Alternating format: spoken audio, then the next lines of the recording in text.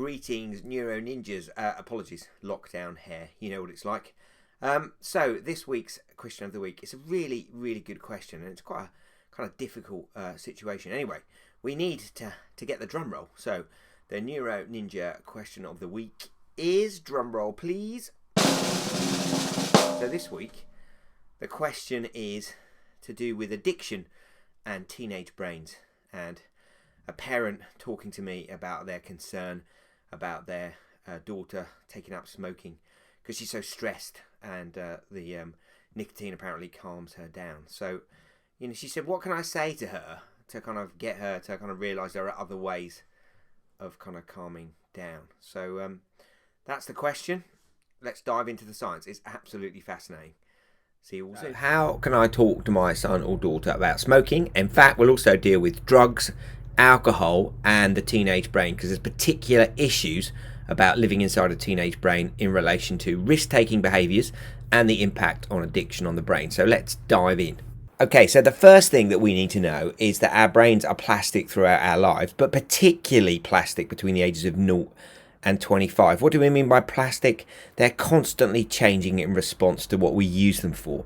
They're live wired. They're constantly changing. So play the guitar, practice that skill, you get to keep that skill. Learn a foreign language, practice that skill, you get to keep that skill. Our brain makes no distinction though between whether it's a positive or negative event, response, habit.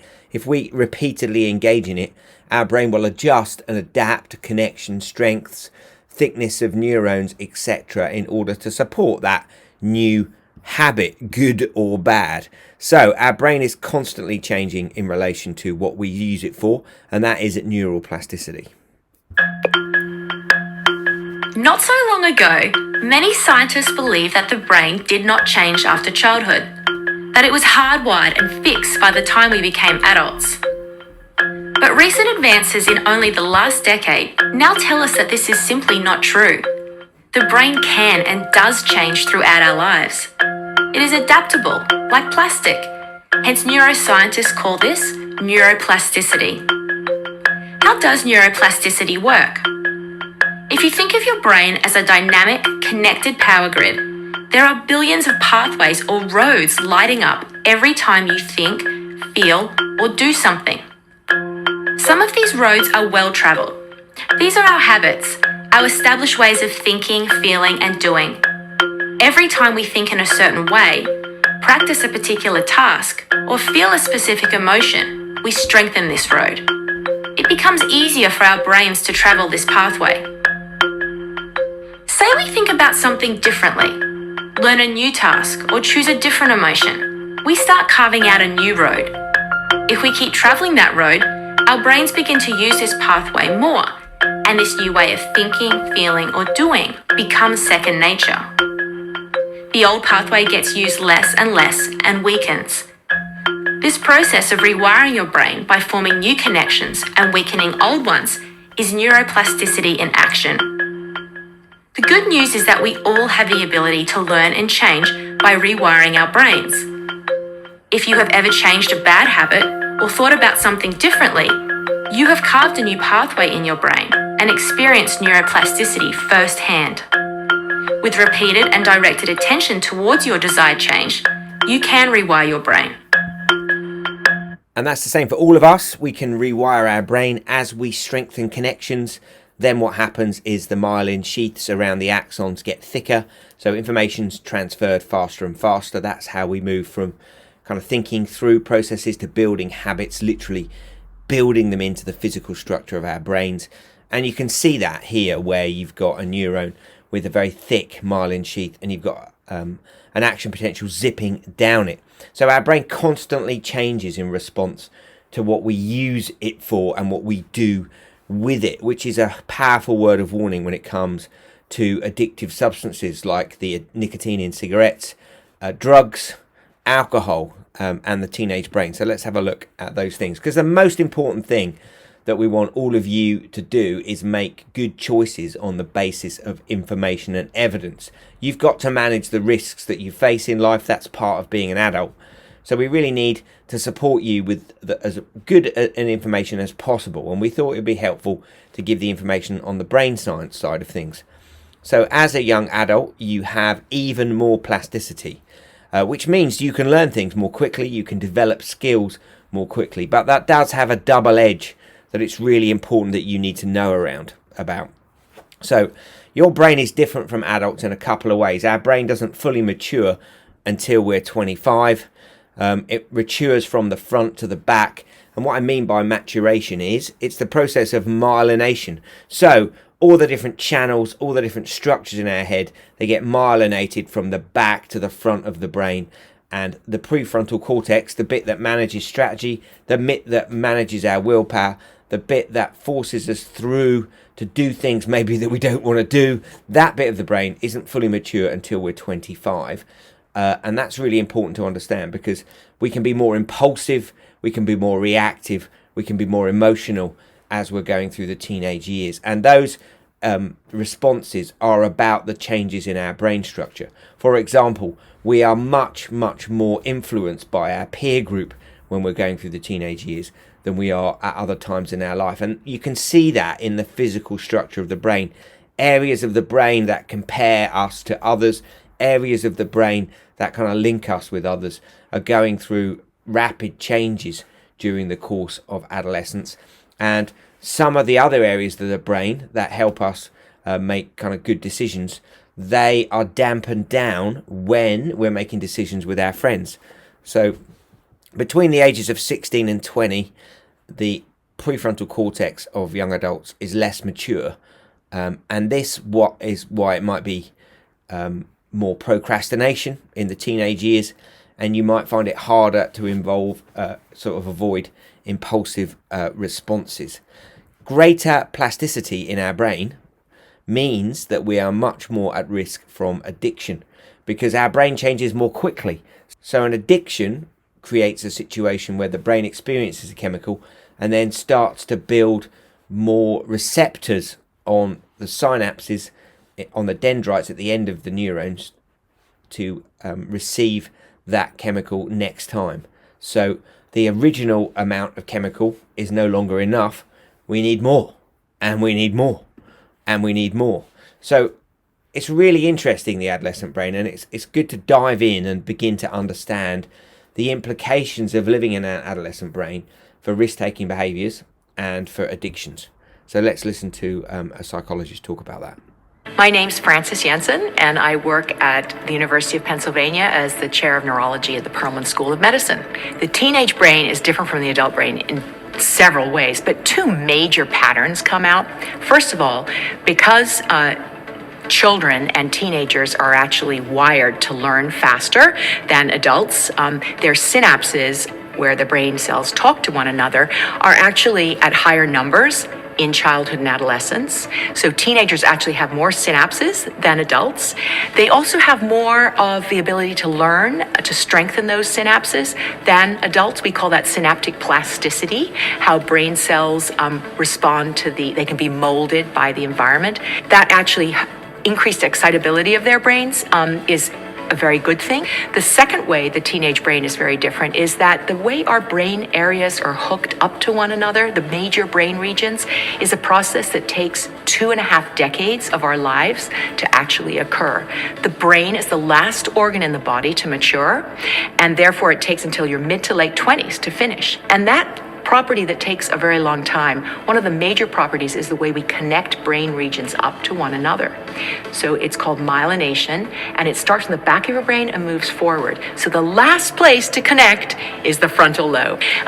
Frontal lobe is important for judgment, impulse control, decision making, and empathy. So when we think of teenagers, one of the problems they have is that they're not really accessing their frontal lobe as fast as they could. Teen brains are very impressionable to good things, but also to bad things. And one of the important things that I think teenagers need to know about themselves is this hidden strength is a bit of a double-edged sword, in that addiction is a form of synaptic plasticity too. Instead of learning a good thing, your brain is actually learning a bad thing, which is substance abuse, and one gets the same strengthening of the wrong synapses robustly more than in the adults. So actually, teenagers can get addicted harder, stronger, longer, faster than the adult. You couple that with the fact they're risk takers, they're actually potentially putting themselves in harm's way more. But it's not just the process of getting addicted. Actually, some of these substances prevent the normal process, the good things happening in your brain, and can change the way your brain develops.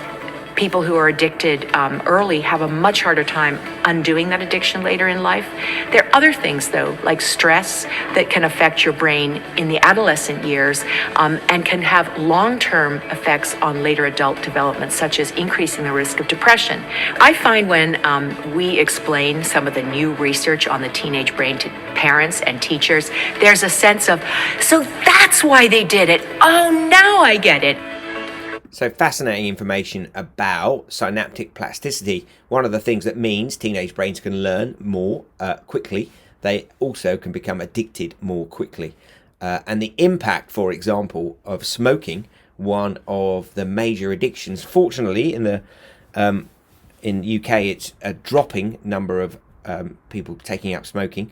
But tobacco companies have to replace at least 300 people who die every day from smoking-related diseases, and that's the number of smokers they need to recruit. And they aim that recruitment, even though advertising is banned now and they can't even advertise in shops, they are desperate to get young smokers, because you become addicted much more quickly than adults do and find it much harder to give up the addictions once your brain has adapted to them. Addictions disrupt the natural systems in your body and may mean they never return quite to normal, because you've grown a set of synapses for particular chemicals. And we'll look at those kind of issues in a second. Other things to think about in relation to addiction: alcohol, for example. And you heard in that video the impact that alcohol and other addictive drugs have on a human brain when it's a teenage brain is greater, far greater when it's a teenager, because of that plasticity. So we're going to look at that whole issue of plasticity and addiction in relation to other addictive substances, and quite a good video that explores that idea from another angle. It's important to understand that everyone in the world has addictions, or rather natural addictions, to things that are good, like food, water, and sleep. These natural addictions are important for our health and survival, and without them, we would not hunger or crave the things we need to survive. Now, we aren't exactly born with these natural addictions. Our body creates them. Let's look at an example.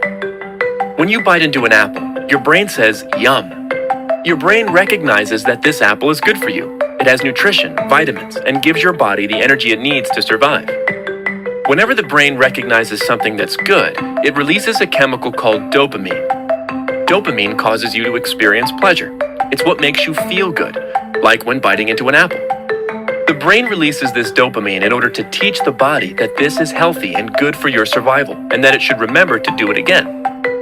Now, there are other things we do that can release the pleasurable dopamine, like playing video games, exercising, or reading a good book. However, the amount of dopamine released during these activities is less than what's released when we eat food. The brain does this so it can recognize which is more important. So if you go 2 days without reading a book, or 2 days without eating food, your body is going to crave the food over the book. As such, your brain creates what's called a hierarchy of survival, which ranks how important each of these things is to your survival. Now, there are some things that will not cause the release of dopamine, like eating soap or punching yourself in the face. The brain knows that these things are not good, and therefore does not release the pleasurable dopamine because your brain does not want you to do it again. Now, let's look at alcohol, marijuana, tobacco, and other drugs. These are all classified carcinogens, proven to cause cancer and other fatal diseases. Now, your brain should recognize that these things are harmful to your body. However, these substances have special chemical characteristics that fool the brain into releasing dopamine, oftentimes in much greater amounts than the body has ever experienced before. Because of this, the body is fooled into thinking that these things are good and important, sometimes even more important than food, water, or sleep, and consequently hijacks the #1 spot in your survival hierarchy. So now, if you go 2 days without eating or 2 days without drinking alcohol, your body will actually crave the alcohol over the food. This is an extreme case of addiction, where the person addicted believes that they will die if they don't get it. The severity of the addiction depends on where the alcohol or drug lies within your hierarchy of survival, and can increase even with casual use. Research shows that people under the age of 21 are at the highest risk of having their survival hierarchy hijacked. Why? Because their brains are still growing and developing and are hypersensitive to false shocks of dopamine caused by these harmful substances. By 21, the brain is more fully developed and mature, and the survival hierarchy becomes more permanent and less susceptible to getting hijacked. The flip side is that once you are 21, it becomes very difficult to remove these harmful substances from your survival hierarchy. Studies show that 9 out of 10 people who currently struggle with addiction started drinking, smoking, or using before the age of 21. Understanding addiction as a preventable disease can help save millions of lives. The decision to wait until 21 could mean the difference between a life enslaved by addiction or a life full of success and accomplishment. Just an interesting kind of analysis looking at the impact on the brain physically in relation to dopamine. So, substance abuse, addictions, alcohol, drugs can be really dangerous for teenagers, particularly because you've got that greater plasticity, which means your brain is going to be much more greatly affected by that drug.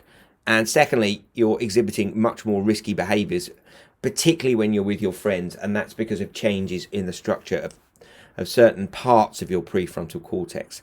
So it's really important to kind of just be aware of those particular risks and understand the kind of issues that you might face. And one of the leading researchers in this area is neuroscientist Sarah Jane Blakemore, and here she is with a group of teenagers just looking at that whole issue of kind of risk-taking behaviour.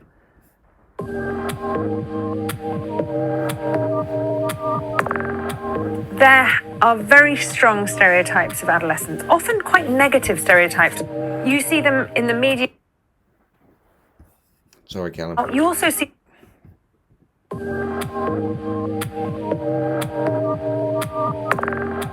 There are very strong stereotypes of adolescents, often quite negative stereotypes. You see them in the media now. You also see them back in Shakespeare and even in Plato and Aristotle. These stereotypes of adolescents being badly behaved, making silly decisions, taking lots of risks. Lazy, irresponsible, antisocial, rude, disrespectful, high maintenance. Those stereotypes are based partly in some reality. There is some evidence that adolescents take more risks than other age groups. Rebellious. Did we say that one? I don't know. Clueless. Yeah, clueless. One of the kind of nuances that the stereotype misses out is the context that risk-taking tends to take place in. So if you think about adolescent typical risk-taking, things like smoking and drinking alcohol and experimenting with drugs, dangerous driving, those kinds of risks don't tend to take place when the young person is on their own.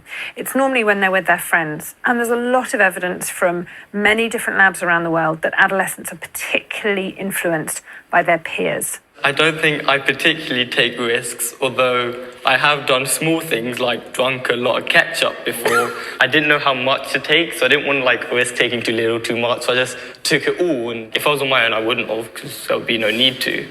I don't like ketchup.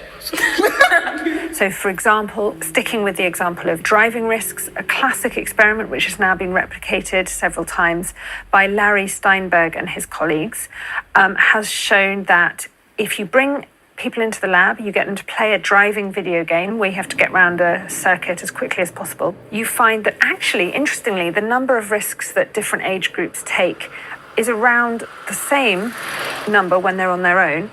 But if the participant has a couple of friends standing behind them, that significantly increases the number of driving risks adolescents take and young adults take under the age of 25, but it has no effect on the number of risks that adults over the age of 25 take. So there's just that really important link between risk-taking behaviour in social context when you're with your friends. And then just finally, just looking at the whole issue of kind of dopamine and the changes that are made to the brain, I think this graph is really interesting. So if you look at where food is, the amount of dopamine that food generates, and then look at alcohol, nicotine, cocaine, and crystal meth. Look at the changes in the brain in relation to dopamine. All of those drugs, alcohol, nicotine, cocaine, and meth, have got more dopamine kind of activation and response in the brain than food has. So the addiction is going to overrun some basic natural processes like drinking and eating. So it's really important to understand that the changes the drugs can generate in your brain are not just from that one experience. They may become much more a part of your experience and are difficult, particularly in an adolescent brain, to kind of go back from. So just to recap, higher number of synapses, faster synaptic plasticity in teenagers leads to faster addictions. Whole brain integration is less well developed, with the PSC being the last bit to fully mature, and there is increased risk-taking behaviours when you're with your friends, and you're seeking more novelty, and you're more likely to kind of experience and have opportunities to experience sort of drug taking, alcohol, because you are taking risks with your friends. So it's really important to be aware that our incredible brains are affected by addictive substances, and those changes can be physical to the structure of our brain, the synaptic plasticity of our brains, the number of receptors for particular chemicals. That can lead to changes in behavior, which can be difficult to reverse. So the best thing to do would be observe your behavior choices when you're with your friends. Do you take more risks with them? How can you minimize the risk to you and your friends? Thanks for listening. See you all soon.